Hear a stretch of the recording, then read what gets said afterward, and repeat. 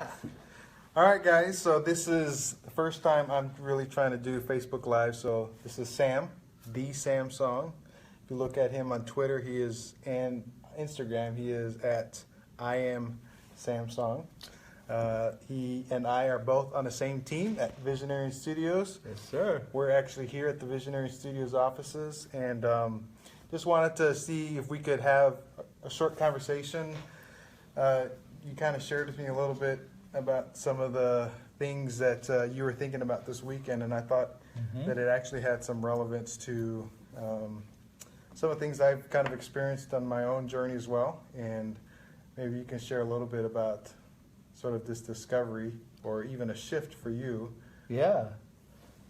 I mean, yeah, I think, this is just a way to just capture our conversation on video, right? As we're just, a lot of times we get a chance to take walks and have these great conversations. We have a bromance going on. We do, actually. We take walks together. And we really like to have these really in-depth conversations as we go to lunch or as we just sit down in our space and have a conversation. And today, kind of like what I shared with him, last night, I posted something on my Instagram that said .org. And a lot of that came from this kind of like wrestling that I've been going through this past week, thinking about really this idea of creating space in my own life and even in my own head. Because, the things that I've created with the frameworks within the company itself before I came to Visioneering, I felt that was like my best work. And so I was holding on to it. I kept, holding it close, iterating, trying to make it better and better. But I realized that I was holding on to it for quite a long time. Well, I think even to give context to that is I think you've always been a creator. You've always been an artisan, if you will, in photography or in branding, personal branding, things like that.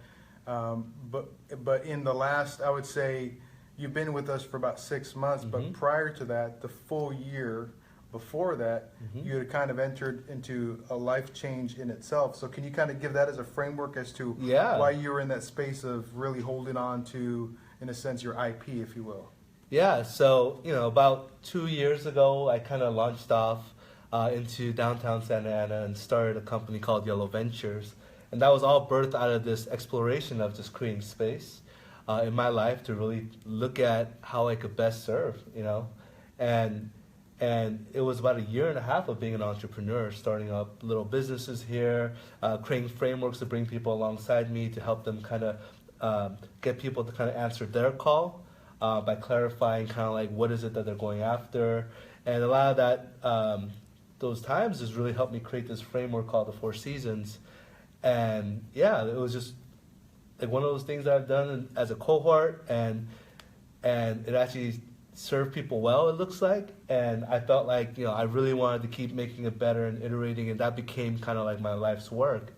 But more recently, I kept noticing that in my journaling and in my creation process, I kept iterating the same things. I kept seeing the same things being created over and over again, and it was making maybe incremental changes versus really kind of like taking that big step that it needed to take.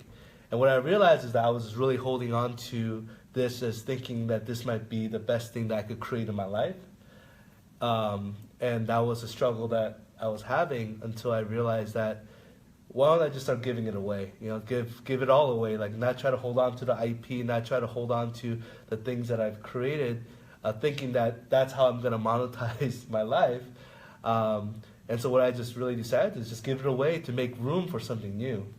Well, I think one thing that's significant about that, and I want to get into that definitely because that was a big shift. But I think when you and I have talked about a lot of the frameworks that you have, and this idea of the sort of the seasons and journey of artisans about perfecting crafts and becoming a master of your craft, and then being able to be able to operate in the flow of your creativity or your craft, and then to be able to share it with people. One of the things I remember sharing with you was that I really felt like people needed to hear, kind of like in a sense the message and this this framework of thought and process, this journey that you were taking people on. At a maximum, it was probably 10 people at a time in this cohort. And I really encouraged you to really consider writing about it or blogging about it, totally. but that you really struggled with that idea because you didn't want it to be about a platform that was based on you, and you weren't seeking for speaking opportunities, you weren't seeking for notoriety, and I kept really believing that this was something that the world needed to hear, and that was something that you struggled with. But then now to hear you say, well, I'm not keeping it for myself, like I'm not even keeping it for the people that are going to be part of this cohort, but in a sense you want to open source it. Absolutely. And make it available to everybody else, so that it's not even you delivering the message, it's you just providing, in a sense, the information for people to chew on, and then they can do whatever they want with it. So that shift, I mean, do you remember that conversation about us saying, people need to hear this, and people need to benefit from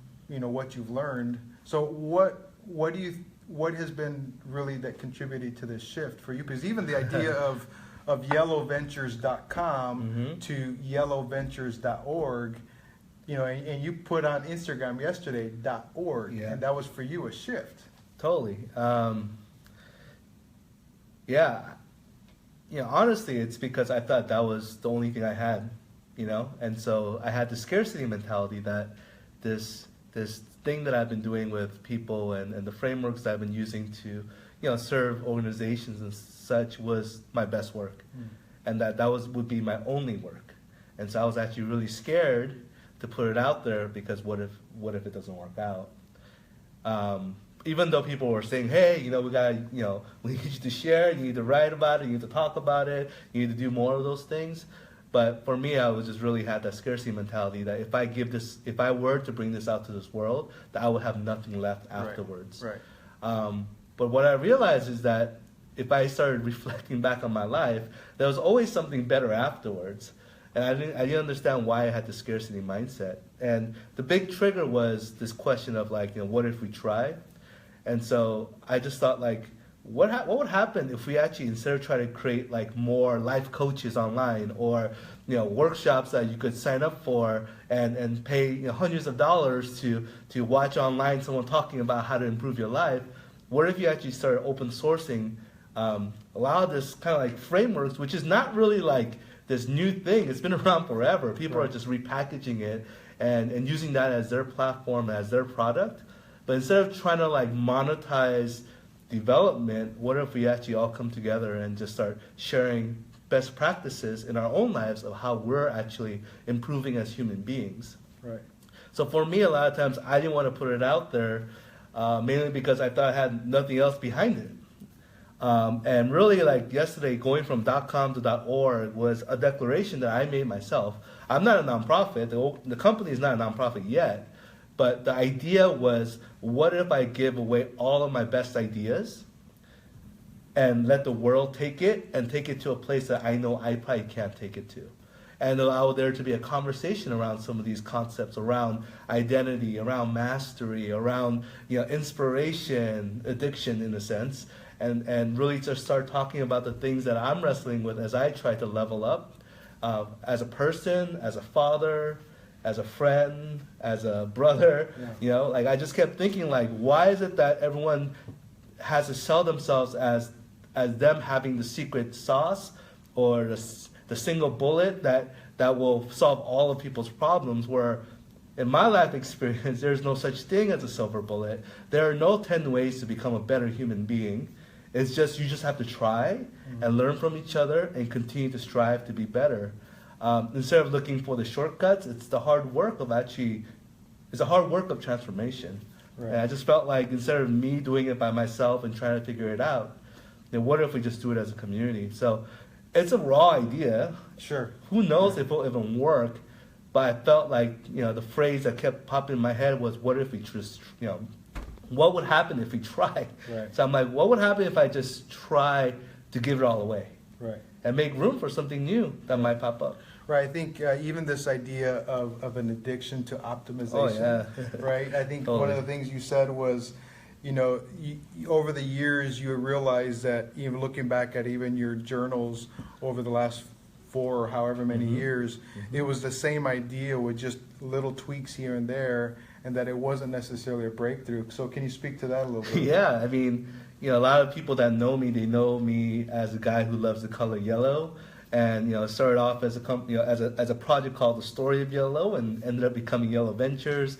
I carried around the Yellow Journal, and about 7-8 years of my life was all about that. And I kept working and thinking through things, and I realized that all I was really doing is optimizing what I already had.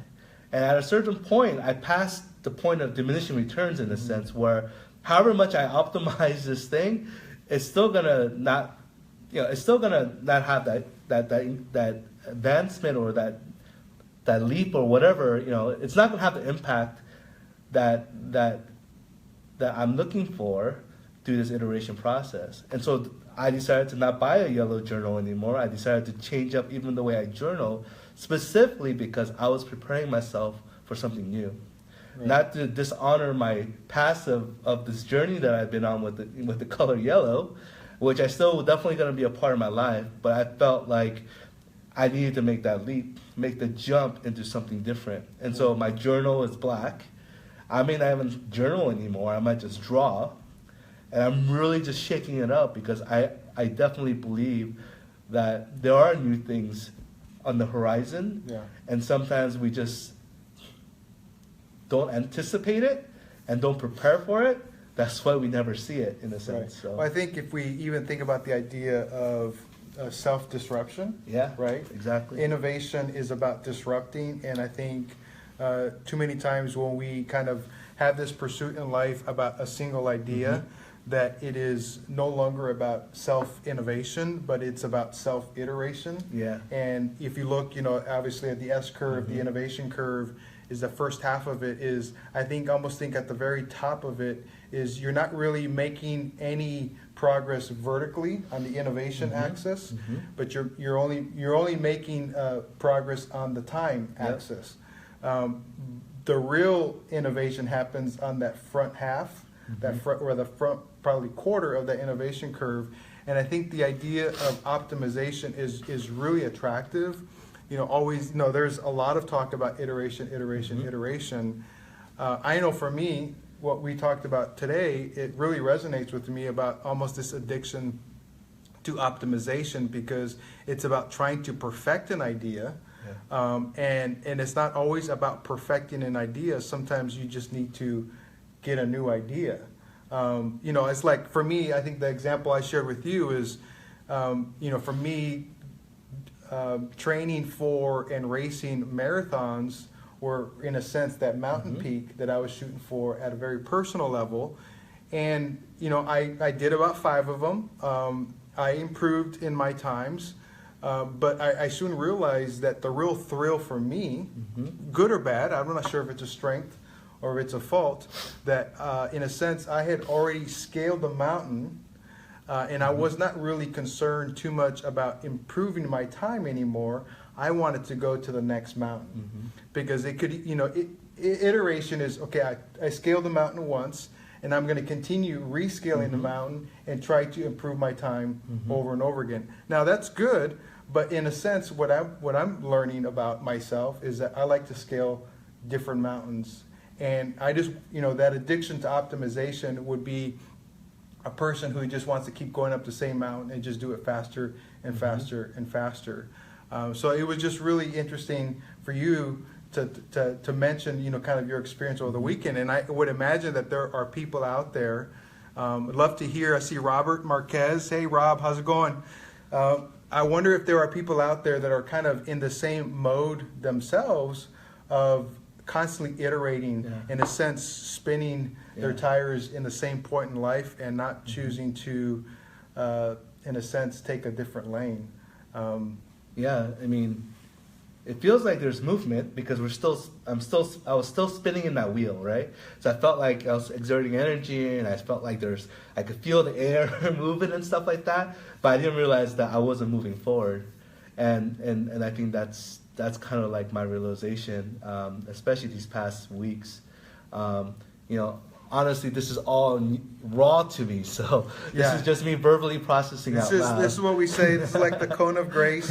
We're saying this in sort of a vacuum of not really having thought through some of these concepts to a great degree, but these are in a real raw ideas and feelings about where we're at.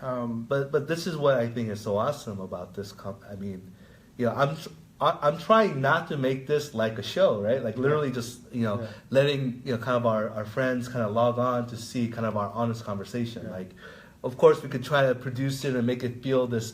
Even think about like what is the value of bringing to them. I think for me, it's more like having an open dialogue, and even being on Facebook is really hard for me, especially on a Facebook Live broadcast where there is a record of the things that I say. And that was one of the things that held me back. And again, this is something that I'm going to make room to do something new. Yeah. Like even me, I know I don't articulate my words clearly. I know there's a lot of things that prevent me from broadcasting and sharing my thoughts.